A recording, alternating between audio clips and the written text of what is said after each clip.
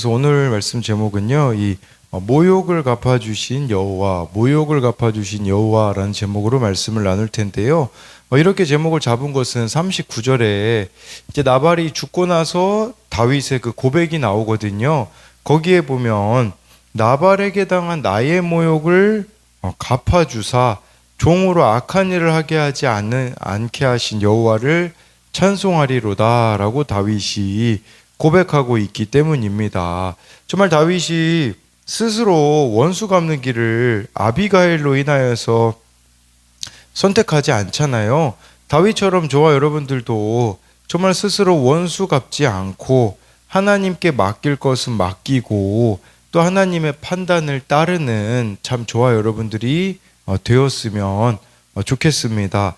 첫 번째로는요. 하나님은 나발을 치십니다. 이 모욕을 갚아주시는 거겠죠. 36절인데요.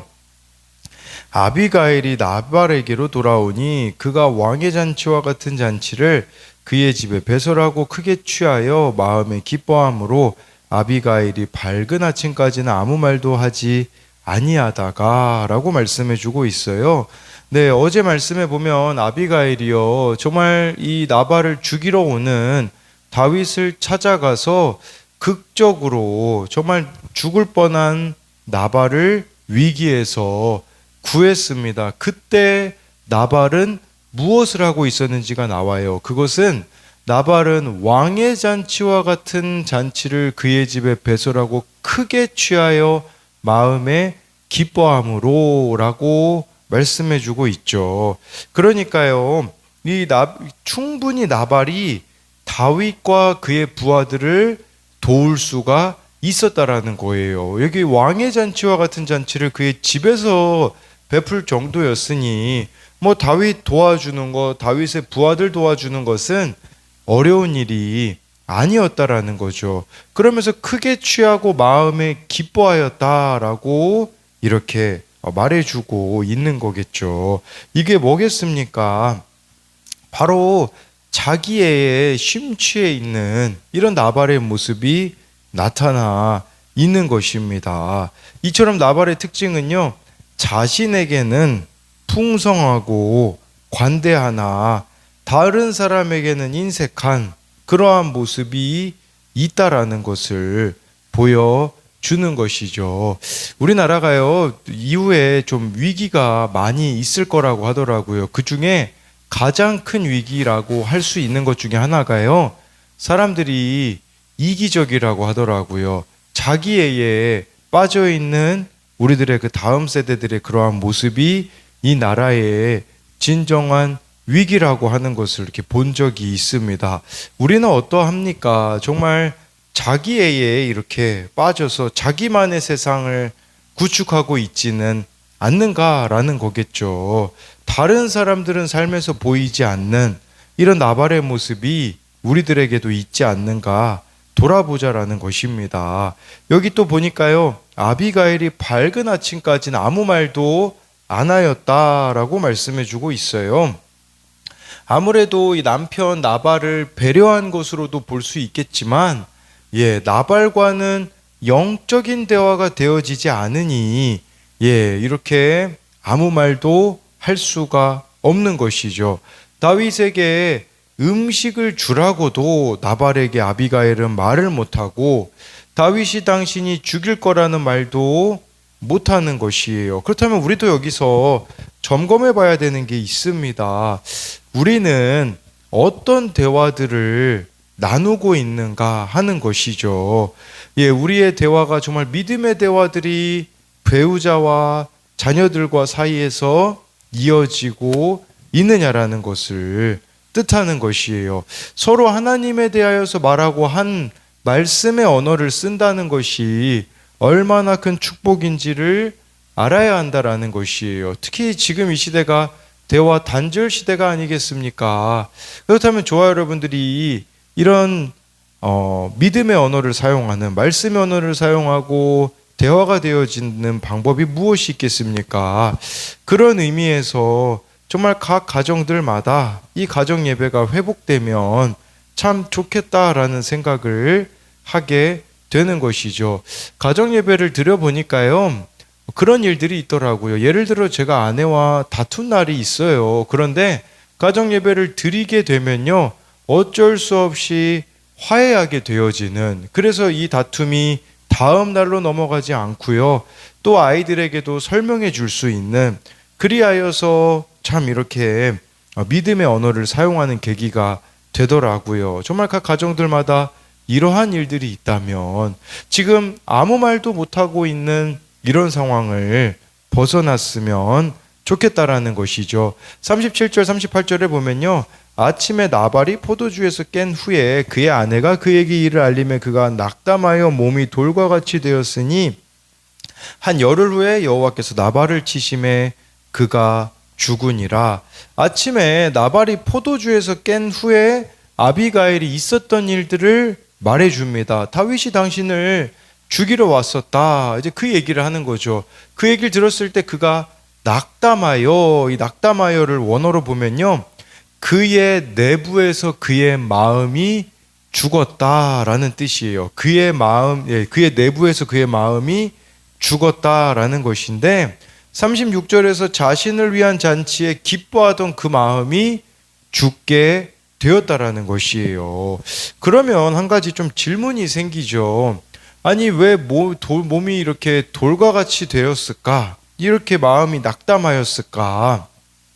아비가일의 말을 들었으면 아비가일한테 뭐 감사하다라는 이야기를 하든지 뭐 자신의 잘못에 대해서 돌이켜야 되잖아요. 38절에 한 열흘 후에 여호와께서 나발을 치셨다고 하지 않습니까? 열흘, 숫자야 성경에서요, 숫자 7이나 10 같은 경우는요, 완전수거든요. 이게 무엇을 의미하냐면 나발이 충분히 회개할 수 있는 시간을 하나님이 주셨다라는 거예요. 이 10일이라는 시간 동안 나발이 회개했다면 되었던 것이죠. 그런데 나발에게는 왜 회개가 되어지지 않았습니까? 여러분, 우리가 이걸 알아야 돼요. 죽기 전에 내가 예수님 고백하고 죽으면 되지. 근데 그게 안 된다니까요. 죽기 전에 내가 회개하면 되지. 근데 그게 안 된다라는 것이죠. 지금 나발이 이 회개가 안 되어지는 것은요, 어느 책에는 이렇게까지도 해석을 하더라고요. 뭐냐면, 아마도 아비가일이 다윗한테 떡, 포도주, 양식, 곡식, 과일들을 갖다 준 것에 대한 분함, 그것 때문에 이렇게 낙담이 되었다라고 보기도 하고요.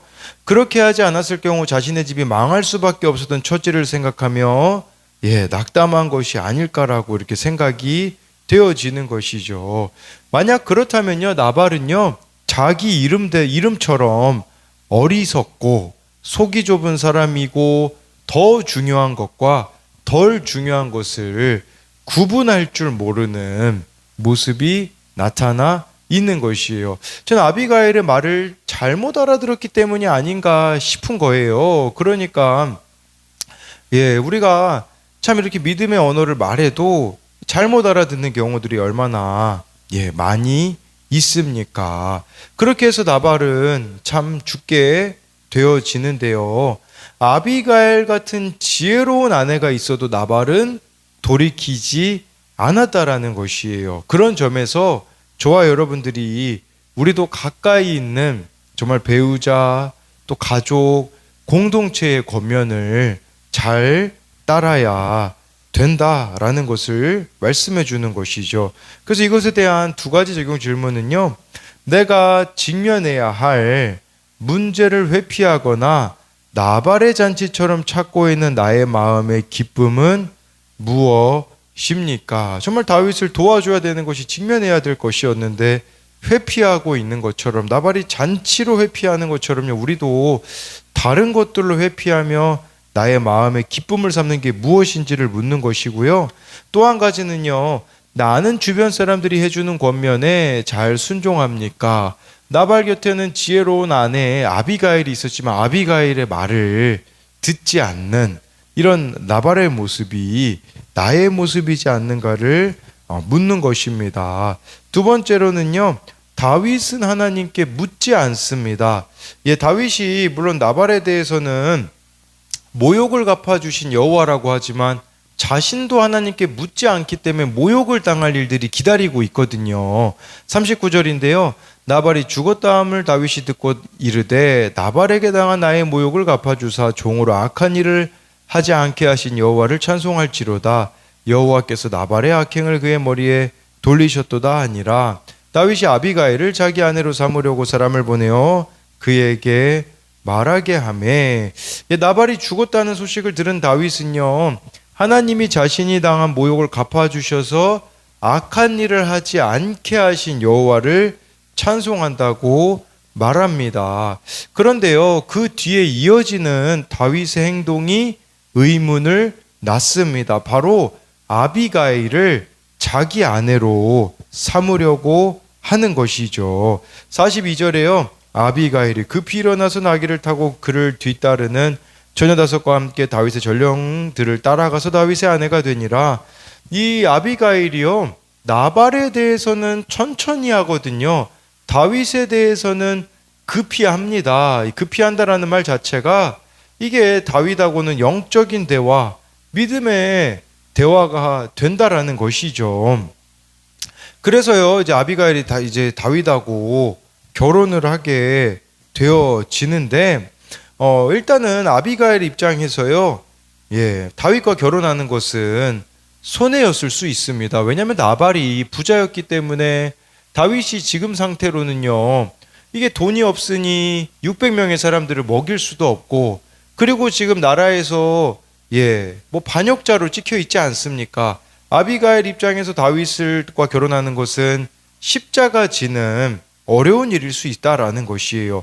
그리고요, 여기서 보니까요, 이렇게 아비가일이 이렇게 다윗하고 참 이렇게 결혼하는 것에 대해서는 뭐 아비가일 입장에서는 힘든 선택을 한 거라고 볼 수 있겠죠. 근데 이 선택이 과연 하나님 보시기에는요, 잘한 선택일까요? 잘못한 선택일까요?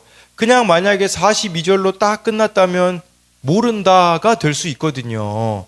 그런데 우리가 그 뒤에 이어지는 구절을 보면요, 이것은 하나님이 기뻐하시는 결정이 아니었음을 보여줍니다. 43절에 다윗이 또 이스라엘 아히노암을 아내로 맞았더니 그들 두 사람이 그의 아내가 되니라. 사울이 그의 딸 다윗의 아내 미갈을 갈림에 사는 라이스의 아들 발디에게 주었더라. 여기 보니까 다윗이요, 이스라엘 아히노암을 아내로 맞이했다고 말씀해주고 있어요. 아히노암은 유대 사람이고 이후에요, 다윗의 장자 암논의 어머니가 되거든요. 그런데 다윗이 왜 이렇게 결혼을 또 할까요? 그 이유는요, 정치적인 목적, 자신에게 도움이 될 만한 사람들과 결혼하고 있다는 걸 주목하셔야 돼요. 아히노암은요, 유대 지파, 유대 사람이거든요. 그러니까 지금 아히노암하고도 결혼한 이유가 우리가 의심이 되는 거죠. 바로 나발이 죽었기 때문에 그녀가 가지고 있는 그런 재산, 그런 거죠. 정말 다윗이 결혼을 지켜야 되는 사람이 누구였습니까? 44절에 보니까요, 사울이 그의 딸 다윗의 아내 미갈을 갈림에 사는 라이스 아들 발디에게 주었더라. 다윗이요, 미갈을 데리고 왔어야 됐다라는 의미가 될 수 있거든요. 충분히 시간이 있었어요. 미갈을 자기에게 데리고 오는, 예를 들면 다윗이 사울과 화해했을 때 있지 않습니까? 그때 마땅히 사울에게 구해야 됐어요. 미갈, 내가 결혼한 아내 아닙니까? 미갈을 저에게 보내주십시오 라고 해야 되는데, 나중에 이 미갈을 언제 찾아오는 줄 아십니까? 다윗이 왕이 됐을 때 찾아옵니다. 왜 그런 줄 아세요? 정치적인 목적 때문이에요. 바로 베냐민 지파가 자신의 말을 잘 들으려면 미갈이 있어야 되니까, 그제서야 미갈을 다시 데리고 오게 되어지는 다윗의 모습을 보면, 지금 여기서 제일 큰 다윗의 문제는 뭐냐면요, 하나님께 묻는 것을 그치기 시작했다라는 겁니다. 나발에 대하여서도 하나님께 묻지 않는 다윗, 아히노암 여기 나와 있지만 또 그 전에 아비가일과의 결혼에 대하여서도 하나님께 묻지 않는 것을 보여주는 것이죠. 만약에 다윗이 하나님께 물어봤다면 하나님께서는요, 미갈을 데리고 오라고 하셨을 것을 생각해 볼 수가 있는 거예요. 그래서 그 44절이 하나의 복선이 아니었겠습니까? 하나님의 원함은 다윗이 처음 결혼한 그 미갈을 데리고 와서 그녀와 사는 것인데, 다윗은 자기 마음대로 도움이 될 만한 여자들과 결혼으로 나아가고 있는, 이게요 나중에 다윗에게 어떤 일들이 벌어지는지 여러분 아시지 않습니까? 다윗의 가정 가운데요 끊이지 않는 문제와 사건이 벌어지게 되는 거죠. 이게 나중에는요 다윗에게 모욕을 가져다 준다라는 것이에요. 이처럼 저와 여러분들이 하나님께 묻지 않는 그 결정들, 묻지 않는 그러한 것들이 나중에는요 정말 이렇게 모욕을, 하나님이 우리가 하나님 편에 서 있으면 모욕을 갚아주실 수 있는 분이지만, 우리 또한 하나님이 사랑하셔서 모욕을 주실 수도 있다라는 것이에요. 그렇기 때문에 정말 저와 여러분들이 심판과 같은 사건들 가운데 내 죄를 깨닫고 그 값을 치르며 회개하는 것이 복이라는 것입니다. 모욕을 갚아주신 하나님이 남 이야기가 아니라 나에게도 하나님께 우리가 묻지 않고 나아갈 때요 모욕을 주실 수 있는 하나님이라는 것을 저와 여러분들이 기억했으면 좋겠습니다. 그래서 이것에 대한 적용 질문은요, 이 정도는 괜찮아 하고 합리화하며 하나님께 그리고 공동체에 묻지 않고 쉽게 짓는 죄는 무엇입니까? 다윗이 결혼에 대해서는 묻지 않은 것을 가지고 만든 질문이고요. 또 한 가지는요, 지금 내가 겪는 고난이 내가 저지른 죄악보다 작다는 것을 인정합니까? 지금 여러분들에게 어찌 보면은 모욕을 당하는 것과 같은 고난이 있다면 정말 내가 저지른 죄악보다 그것이 작다는 것을 우리가 인정하며 나아가야 된다라는 것입니다.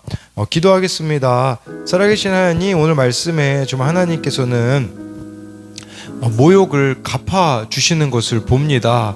정말 나발에게는 옆에서 조언해주는, 권면해주는 지혜로운 아내도 있었고 열흘이라는 회개할 수 있는 시간이 있었지만 그 회개의 기회를 놓친 것을 봅니다. 하나님, 우리 또한 그때마다 회개의 기회들이 주어지는데 그 회개의 기회를 붙잡아서 하나님께로 돌이키는 은혜가 있게 하여 주옵소서. 다윗이 정말 이제는 모욕을 당할 일들이 기다리고 있는데 그 이유는 결혼에 대해서 하나님께 묻지 않기 때문임을 봅니다. 우리도 정말 이 정도는 괜찮아 라고 생각하며 하나님께 묻지 않는, 즉 말씀에 묻지 않고 공동체에 묻지 않을 때에 그것이 나중에는 정말 내가 모욕당할 일이 된다라는 것을 기억함으로써 매일매일 말씀과 기도로 하나님께 물으며 나아가는 우리들이 되게 하여 주실 것을 믿으며 살아계신 예수님 이름으로 기도드립니다. 아멘.